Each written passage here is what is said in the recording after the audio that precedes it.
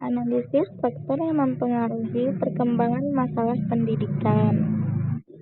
Latar belakangnya, pendidikan berperan penting dalam mencerdaskan bangsa, namun masih menghadapi berbagai masalah seperti ketimpangan akses pendidikan, keterbatasan fasilitas, rendahnya mutu pendidikan, serta kesenjangan kualitas antar daerah.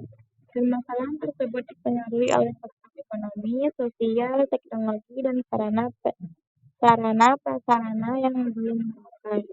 Oleh karena itu, perlu dilakukan analisis terhadap faktor-faktor yang menghambat perkembangan masalah pendidikan agar dapat ditemukan solusi yang tepat untuk meningkatkan kualitas dan pemerataan pendidikan di Indonesia. Analisis contoh kasus relevansi dan efektivitas. Contoh kasus yaitu Kemenko TN menyoroti bahwa hampir 1 juta sarana menjadi pengangguran terbuka tiap tahun akibat kompetensi lulusan perguruan tinggi yang tidak sesuai dengan kebutuhan dunia industri. Keterkaitan faktor eksternal, perkembangan nilai budaya dan seni. Perkembangan teknologi dan globalisasi telah mengubah nilai budaya serta minat seni generasi muda.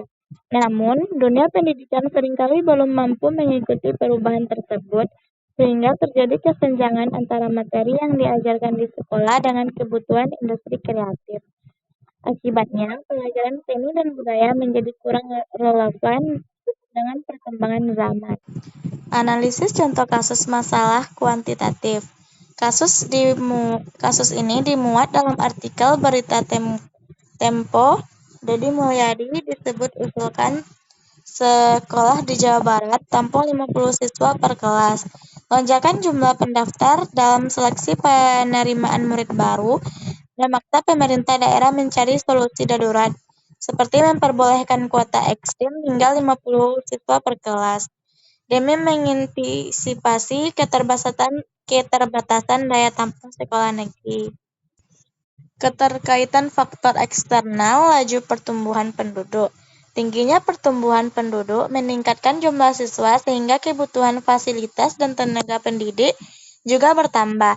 Jika tidak diimbangi dengan penyediaan sarana yang memadai, dapat terjadi kepadatan kelas, penurunan kualitas pembelajaran, dan ketimpangan akses pendidikan. Selanjutnya, analisis contoh kasus masalah kualitas dan kuantitas.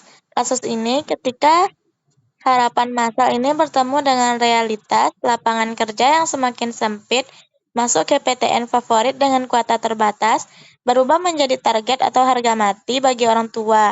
Tekanan sosiologis dan ekspektasi publik ini mengalahkan nilai integritas moral, sehingga mereka bersedia membayar mahal jaringan joki profesional dan melakukan pemalsuan dokumen demi memenuhi harapan tersebut. Analisis contoh kasus masalah efisiensi. Gugatan masyarakat tersebut terhadap efisiensi pos anggaran pendidikan 20% yang dialihkan secara besar-besaran untuk mendanai program non-akademik di Mahkamah Konstitusi. Setelah itu, keterkaitan faktor eksternal, aspirasi masyarakat, meningkatkan kesadaran akan pentingnya pendidikan, membuat masyarakat berlomba memasukkan anak ke sekolah terbaik. Namun, tingginya aspirasi ini dapat menimbulkan persaingan, stres, dan ketimpangan kualitas antar sekolah. Analisis sekolah kasus masalah pemerataan dan kualitas. Kementerian Pendidikan Dasar dan Menengah Kemendikdesmen mencatat ada 10.000 sekolah di daerah 3T dalam kondisi rusak dan ribuan lainnya tidak memiliki perpustakaan, laboratorium, serta fasilitas internet yang memadai. Setelah itu, analisis contoh kasus masalah pemerataan dan tenaga pendidik dan kependidikan. Pakar Pendidikan Universitas Pendidikan Ganesha Bali, Satuayan Widiana, menyoroti rencana penghapusan status guru honorer yang dinilai berpotensi menunjukkan ketimpangan pendidikan. Ia khawatir rencana penghapusan status guru honorer pada akhir 2026 memicu kekurangan tenaga pendidik, terutama di daerah terpencil, kepulauan, dan pelosok Indonesia. Keterkaitan faktor eksternal, keterbelakangan budaya dan sarana.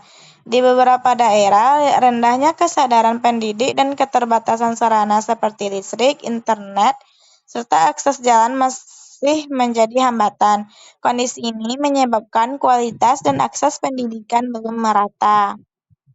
Jadi dapat kita simpulkan bahwa masalah pendidikan dipengaruhi oleh berbagai faktor eksternal seperti pertumbuhan penduduk, aspirasi masyarakat, perkembangan budaya, dan keterbatasan sarana. Oleh karena itu, diperlukan pemerataan fasilitas, peningkatan kualitas pendidikan, dan penyesuaian pembelajaran dengan perkembangan zaman.